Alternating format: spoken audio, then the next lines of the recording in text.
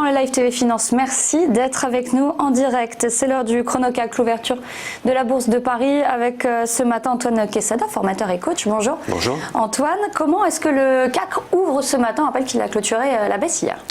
Alors si l'on en juge par les futurs qui ouvraient déjà à 8 h ce matin, il devrait ouvrir avec un léger gap baissier. Il est vrai qu'on bute sur une résistance déjà depuis plus d'un mois au niveau des 6110 points, qui est la ligne en rouge que j'ai tracée ici sur mon graphique, la ligne horizontale supérieure, et sur laquelle évidemment on coince. Il est vrai qu'on est déjà sur des plus hauts, on s'est approché du plus haut du juin 2007, ce niveau le plus haut étant 6168 qu'on n'a pas atteint, mais donc on cale donc sur les 6110.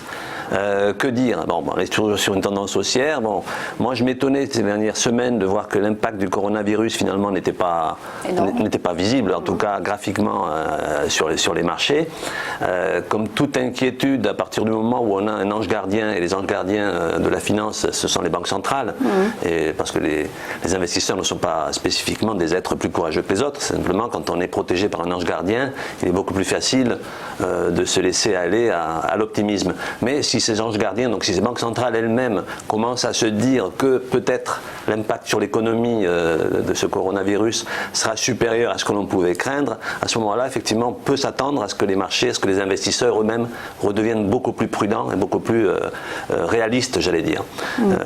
Les marchés n'aiment pas l'inconnu, n'aiment pas l'incertitude, et par définition, ce qui se passe d'un point de vue sanitaire reste assez inconnu, même si cela semble ne pas avoir autant, même si cette épidémie entre guillemets n'a pas l'air aussi méchante que celle que l'on a pu craindre, mais factuellement on n'a pas encore trouvé la solution.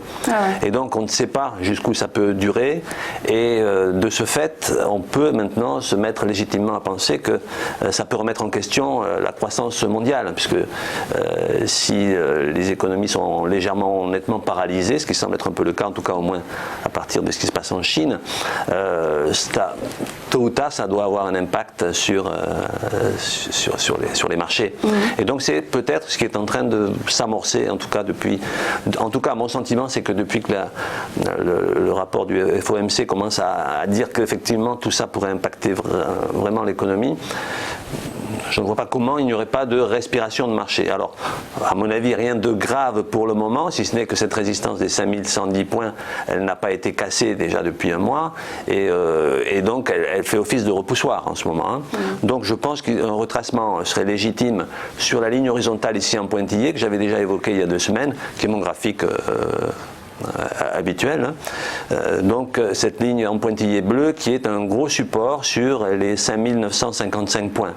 Et donc il serait même plutôt sain que l'on retrace idéalement pour revenir sur cette zone de support qui en même temps correspondrait à quelque chose près à une oblique haussière de long terme qui elle-même ferait office de support. Donc la combinaison de ces deux supports, un horizontal et un oblique, pourrait aider à maintenir le marché.